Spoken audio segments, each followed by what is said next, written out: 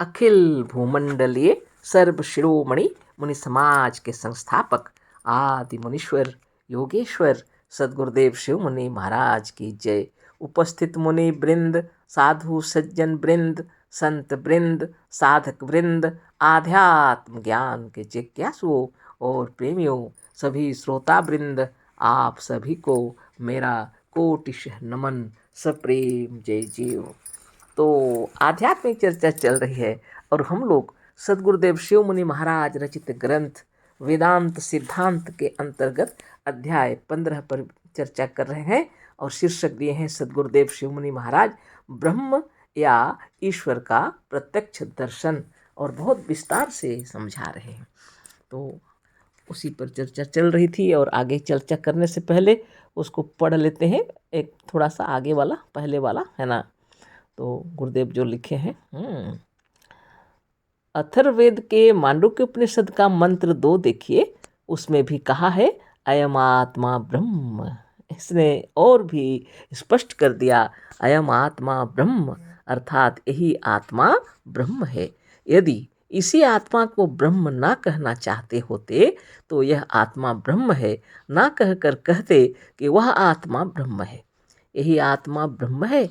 इसे गंभीरता पूर्वक विचार करके आप पूछेंगे तो क्या हम स्वयं ब्रह्म हैं? हाँ, हम स्वयं ब्रह्म हैं। और इसे वेदों ने भी कहा है कि अहम ब्रह्मास्मि, है ना। तो यहाँ तक चर्चा हो रही थी। आगे हम लोग इसी को पढ़ते हैं। अहम ब्रह्मास्मि, हम स्वयं ब्रह्म हैं। तो क्या ये पंचभूत या संसार हम ही से उत्पन्न हुए हैं? अवश्य इन पंच तत्वों से बने हुए जड़ संसार का अस्तित्व नहीं है, किंतु इस जड़ संसार की स्थिति हमारे मन में है। धन्य धन्य सदगुरुदेव शिव मुनि महाराज की जय। सदगुरुदेव बतला रहे हैं, अगर मन में यह उत्पन्न हो, प्रश्न उत्पन्न हो, इस पंच तत्वों से बने हुए जड़ संसार का अस्तित्व है या नहीं, हम हैं, हम क्या स्वयं ब्रह्म है ना। गुरुदेव कह रहे हैं, अगर उन्हें सुन लीजिए, हम स्वयं ब्रह्म हैं तो क्या ये पंचभूत या संसार हम ही से उत्पन्न हुए हैं? ऐसे आपके मन में उत्पन्न हो सकता है विचार। गुरुदेव बतला रहे हैं, अवश्य इन पंच तत्वों से बने हुए जड़ संसार का अस्तित्व तो नहीं है, किंतु इस जड़ संसार की स्थिति हमारे मन में है। जड़ संसार को कुछ पता नहीं है, उसका अस्तित्व कुछ भी मालूम नहीं उसको, लेकिन गुरुदेव बता रहे हैं इस जड़ संसार का अस्तित्व भी हमारे मन में है। इस जड़ संसार को भी हम जानते हैं। जड़ संसार खुद को भी नहीं जानता है और किसी को भी नहीं, है ना। बहुत बड़ी बात उदाहरण दे दे करके समझा रहे हैं गुरुदेव। हमारे सामने जो मेज यह नहीं जानती, है ना। हमारे सामने की मेज यह नहीं जानती कि हम मेज हैं। यहाँ गुरुदेव बैठ कर लिख रहे हैं, बता रहे हैं ना। हमारे सामने की मेज यह नहीं जानती कि हम मेज हैं। हम जानते हैं कि यह मेज है। हमारी कलम, दावात और पुस्तक नहीं जानती कि हम कलम हैं, हम दावात हैं, या हम पुस्तक हैं, किंतु हम जानते हैं कि यह कलम है, यह दावात है और पुस्तक है। इसी तरह से चंद्रमा, सूर्य और तारे, इतना ही नहीं, यह सारा संसार अपने को नहीं जानता कि हम संसार हैं, किंतु आत्मा जानती है कि यह चंद्रमा आदि है। जड़ का अस्तित्व जड़ में नहीं है, जड़ का अस्तित्व आत्मा में है।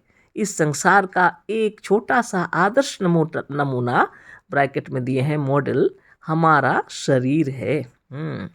इस छोटे से शरीर में वह सब तत्व है जो संसार में है। यह शरीर नहीं जानता कि हम अमुक हैं, किंतु यह आत्मा जानती है कि यह शरीर है और यह हमारा है।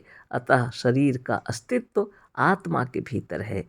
शरीर रूपी ये पंचभूत किसके होने से जीवित हैं, किसको पाकर स्थित हैं? आत्मा के होने से, आत्मा को पाकर। धन्य धन्य सदगुरुदेव शिवमुनि महाराज की जय। सदगुरुदेव बहुत सुंदर उदाहरण दे करके बतला दिए कि यह मेज है, यह दावात है, यह कलम है, यह पुस्तक है, वह कुछ भी नहीं जानते। ना मेज को मालूम है कि हम मेज हैं, ना कलम को मालूम है कि हम कलम हैं, ना दावात ना पुस्तक, किसी को भी अपने का ज्ञान नहीं है। इतना तक कि सूर्य को, चंद्रमा को, तारों को या सारे विश्व ब्रह्मांड को मालूम नहीं है कि हम संसार हैं, कि सृष्टि हैं, कि हम चंद्रमा हैं, कि हम तारे हैं। कोई कुछ नहीं जानते कि हम संसार हैं, किसी को पता नहीं है। सारी जो तत्व जो दिखाई पड़ रहे हैं वो जड़ तत्व हैं उनमें कोई चेतना नहीं है, लेकिन आत्मा के अंदर सब कुछ पता है। यह तारा है, यह चंद्रमा है, यह पुस्तक है, यह मेज है, यह कलम है, यह संसार है। इसका ज्ञान, इसका अस्तित्व आपके अंदर है, आपके मन में है। सदगुरुदेव कह रहे हैं एक छोटा सा शरीर, यह मॉडल सारे विश्व ब्रह्मांड का नमूना है। इसमें वह सब कुछ है जो संसार में है। गुरुदेव बता रहे हैं ना आकाश, अग्नि, जल, वायु और मिट्टी सब इस शरीर के अंदर विराजमान हो रहे हैं।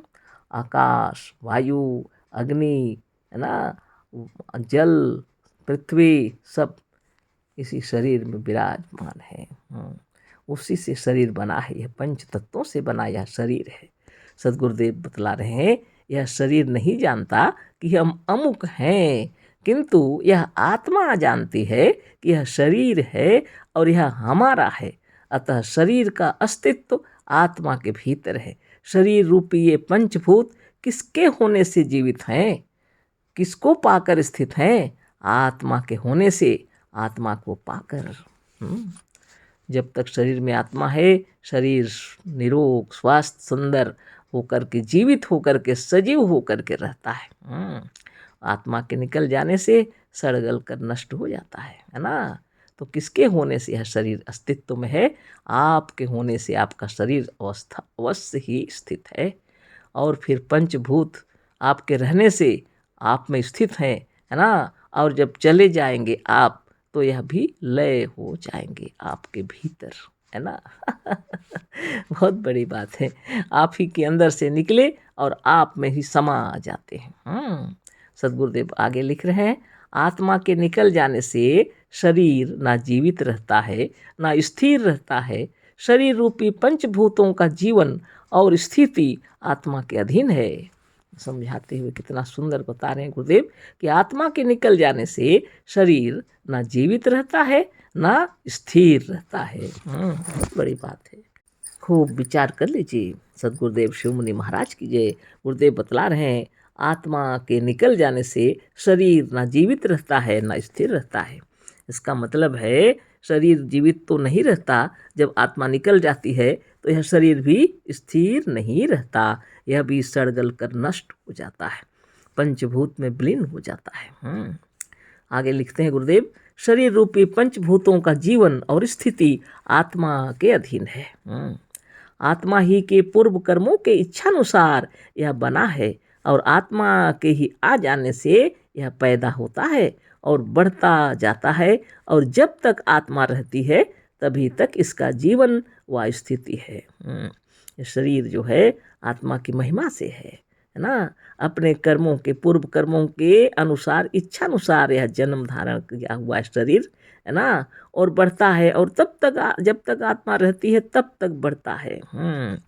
और जीवन और स्थिति रहती है, और आत्मा के निकल जाने से यह शरीर नष्ट हो जाता है, कहने से चलेगा, पंचभूत में विलीन हो जाता है। अतः शरीर रूपी पंचभूतों का उत्पादन, पोषण और संहार तीनों आत्मा के अधीन है।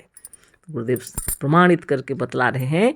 इसलिए मालूम होता है, सब कुछ ज्ञान हो गया कि शरीर रूपी पंचभूतों का यह उत्पादन जो है, यह उत्पादन जो हुआ है, पोषण और संहार तीनों आत्मा के अधीन है। शरीर का बढ़ना, पोषण हो रहा, संहार भी, नष्ट भी हो रहा, जन्म भी इसी से, मरण भी इसी से, सब आत्मा की महिमा से है। मनुष्य के या संसार के पिता, माता और उत्पादक जीव ही थे। संसार को जो आप देख रहे हैं, मनुष्य जो है, संसार में माता पिता जो कोई हैं वह भी एक जीव ही है ना, वो भी कोई अलग नहीं है। सब जीव ही हैं। मनुष्य के या संसार के पिता, माता मनुष्य के कहिए या संसार के पिता माता जितने हैं, उत्पादक भी हैं, जो कोई जन्म भी दिए हैं, तो माता पिता जो हैं जीव ही थे। और यह स्वयं ही भी आत्मा है, और यह स्वयं अपना शरीर जो है इसको चलाने वाली जो शक्ति है, यह भी आत्मा ही है।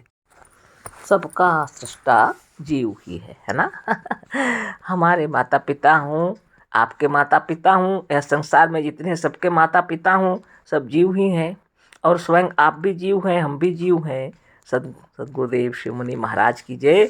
इसी को सिद्ध करने के लिए नित्य स्वप्न में चंद्रमा, सूर्य, ग्रह, उपग्रह, पृथ्वी, नदी, पर्वत और मानव शरीर बनाकर यह आत्मा सिद्ध करती है कि जैसे यह स्वप्न और सृष्टि संकल्प मात्र है, उसी तरह जागृत की सृष्टि भी संकल्प मात्र है।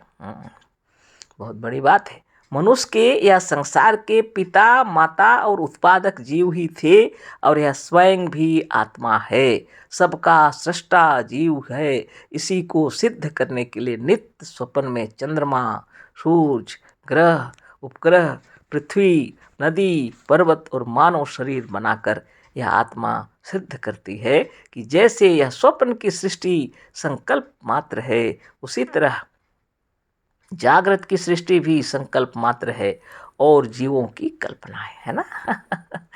कितने सुंदर तरीके से सद्गुरुदेव बतला रहे हैं कि स्वप्न का संसार भी संकल्प मात्र है और जागृत का संसार भी संकल्प मात्र है। जागृत के संसार जो है यह समष्टि आत्मा की महिमा से, स्वप्न है व्यष्टि एक आत्मा। सद्गुरुदेव का कहना है कि जो कुछ भी है सब जीव से उत्पन्न हुआ है, और इसी जीव को वही आत्मा कहते हैं, है ना। और सब इसी की कल्पना है और संकल्प मात्र है। अपनी अपनी अवस्था में दोनों सत्य मालूम होते हैं। जागृत में जागृत स्वप्न सत्य मालूम होता है, और स्वप्न में स्वप्न सत्य मालूम होता है। गुरुदेव कह रहे हैं अपने अपने माने अपनी अपनी अवस्था में दोनों सत्य मालूम होते हैं। हमने अपने अगले लेखों में यह सिद्ध किया है, कर दिया है कि यह सारी सृष्टि संकल्प मात्र है, सब जीवों की कल्पना है, सारी सृष्टि संकल्प मात्र है। हम अगले लेखों में हम सिद्ध कर चुके हैं। गुरुदेव कह रहे हैं, हम लोगों ने पढ़ा भी, चर्चा भी किए थे। सब सृष्टि जो है जीव की कल्पना है ना। आगे हम लोग पढ़ते हैं। हमने अपने अगले लेखों में यह सिद्ध कर दिया है कि यह सारी सृष्टि संकल्प मात्र है, पर संकल्प जड़ में नहीं उठ सकता। जड़ में कैसे संकल्प उठेगा? संकल्प तो जड़ में उठ ही नहीं सकता। संकल्प तो आत्मा से, मन से, है ना। संकल्प की उत्पत्ति, स्थिति और लय चेतन में होती है। और ऐसे चेतन में जिसका अस्तित्व असिद्ध नहीं किंतु सिद्ध है ना। संकल्प की उत्पत्ति, स्थिति और लय चेतन में होती है, और ऐसे चेतन में जिसका अस्तित्व असिद्ध नहीं किंतु सिद्ध है। चेतन सिद्ध है ना। आप इसको संकल्प कर रहे हैं, जो आपके अंदर में संकल्प की स्थिति हो रही है, इसको आप अच्छी तरह समझ लीजिए। इसकी स्थिति कहाँ पर है? आपकी आत्मा में है ना। इस चेतन में संकल्प है, और इसी चेतन में सब स्थित है ना। इससे अलग कुछ भी नहीं है। सद्गुरुदेव शिव मुनि महाराज की जय। यह चेतन असिद्ध नहीं है, सिद्ध है ना। जब मालूम पड़ता है शरीर में प्राण है, तो हाँ पता चलता है यह जीवित है ना। और जब प्राण निकल जाता है तो चला जाता है, यह मालूम हो जाता है। यह असिद्ध नहीं है, सिद्ध है, जिसे हम अपने ही ज्ञान से जान रहे हैं। या जो स्वयं सिद्ध है वह आत्मा है। आपको सिद्ध करने की किसी की प्रमाण की आवश्यकता नहीं है। आप जान रहे हैं कि आप हैं। चाहे घोर अंधेरा हो, हाथ को हाथ नहीं सूझता हो, लेकिन आपको मालूम है कि आप हैं ना। इसको सिद्ध करने के लिए, प्रमाणित करने के लिए किसी को पूछने की आवश्यकता नहीं पड़ती है कि हम हैं या नहीं। आप स्वयं जानते हैं। इसलिए गुरुदेव कहते हैं आत्मा स्वयं सिद्ध है। बहुत बड़ी बात, जिसे हम अपने ही ज्ञान से जान रहे हैं, या जो स्वयं सिद्ध है वह आत्मा है। अतः आत्मा ही इस शरीर और संसार का कारण है, और यही ब्रह्म है ना। तो संसार का कारण आत्मा ही है, शरीर का, संसार का, सबका कारण आत्मा ही है।